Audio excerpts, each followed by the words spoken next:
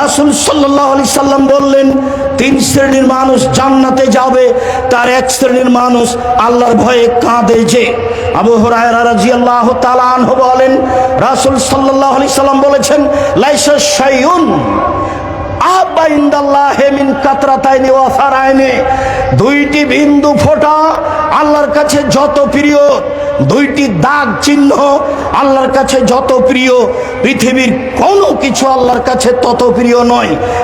এক, কাতরাতু দমুইন মিন খাশিয়াতিল্লাহ, আল্লাহর ভয়ে এক ফোঁটা চোখের পানি আল্লাহর কাছে যত প্রিয়, পৃথিবীর কোনো কিছু আল্লাহর কাছে তত প্রিয় নয়। হজ বড় ইবাদত, এ কথাই ঠিক।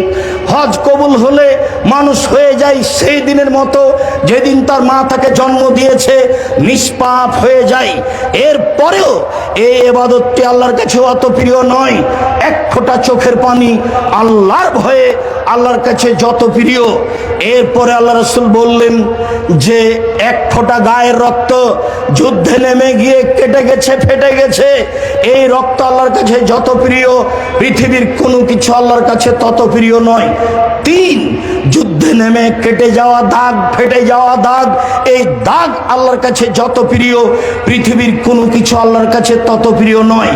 চার, আসারুন ফারিজিন মিন ফারাইজিল্লাহ, আল্লাহর বিধান পালন করতে, সালাত আদায় করতে, ইবাদত তাসবিহ তাহলিল করতে, কপালের দাগ, হাঁটুর দাগ, টাকনুর দাগ, এই দাগ আল্লাহর কাছে যত প্রিয়, পৃথিবীর কোনো কিছু আল্লাহর কাছে তত প্রিয় নয়। সম্মানিত দিনী ভাই বোন, সিরিয়ালে এক নম্বরে যেটা আছে সেটাই সহজ, বাকি একটাও সহজ নয়। দুই, আল্লাহ রাস্তায় এক ফোঁটা গায়ের রক্ত। তিন, আল্লাহ রাস্তায় নেমে গিয়ে ফেটে যাওয়া, কেটে যাওয়া দাগ। চার, ইবাদত করতে করতে হাতে পায়ের টাকনোর, কপালের দাগ, এটা তো আপনার হাতে নয়, একদিনে করা যায় না। এক নম্বরে যেটা আছে সেটা সহজ, এখনই সহজ। রাসূল সাল্লাল্লাহু আলাইহি সাল্লাম যখন বললেন যে তোমরা যদি আল্লাহকে জানতে আমি যেমন জানি, তোমরা যদি আল্লাহকে চিনতে আমি যেমন চিনি, তাহলে বেশি বেশি কাঁদতে, কম কম কম হাসতে। ফাগাত্তা আসহাবু রাসূলিল্লাহ সাল্লাল্লাহু আলাইহি সাল্লাম রাআসাহুম ওয়ালাহুম খানিন, তখন সাহাবীগণ কাপড় দিয়ে মাথা ঢেকে নিয়ে কান্নাকাটি করতে লাগলেন। বুখারী মুসলিম। সম্মানিত দিনী ভাই বোন, আপনাকে আমি আল্লাহর ভয় করার জন্য আন্তরিকভাবে অনুরোধ জানাচ্ছি। নির্জনে আল্লাহকে ডেকে আপনার পাপের কথা বলেন। মহান আল্লাহ বলেন, মুহাম্মদ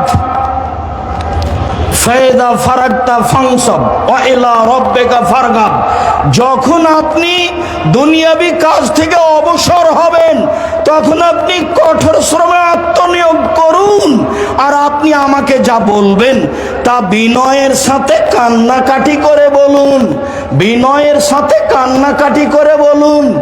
আপনার বলার ঢংটা প্রমাণ করবে যে আপনি আল্লাহর দরবারে কেঁদে বলছেন। আপনি বলবেন আসসালামু আলাইকুম রহমতুল্লাহ, আসসালামু আলাইকুম রহমতুল্লাহ, বেহাক্কে লা ইলাহা ইল্লাল্লাহ। তাহলে সেটা কি আসলে কান্নাকাটি করা হলো, না এটা ইবাদতের সাথে মজাক করা হলো?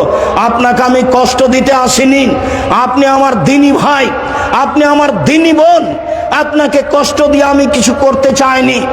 জাতির যদি রাস্তাঘাট করে দিতে না পারি, জাতির যদি স্কুল কলেজ করে দিতে না পারি, জাতিকে চূড়ান্ত সঠিক ধর্ম দিতে পারবো ইনশাআল্লাহ। ধর্মের ব্যাপারে জাতিকে ফাঁকি দিয়ে পরকাল হারাতে রাজি নই। অতএব এটা ইবাদত নয়। আল্লাহর দরবারে কান্নাকাটি বুঝাতে হবে, ভয় ভীতি বুঝাতে হবে, নিজেকে অপরাধী বুঝাতে হবে, তাহলে আপনি অপরাধী এবং পাপকে স্বীকার করেছেন, আল্লাহ তখন মাফ করে দিবেন।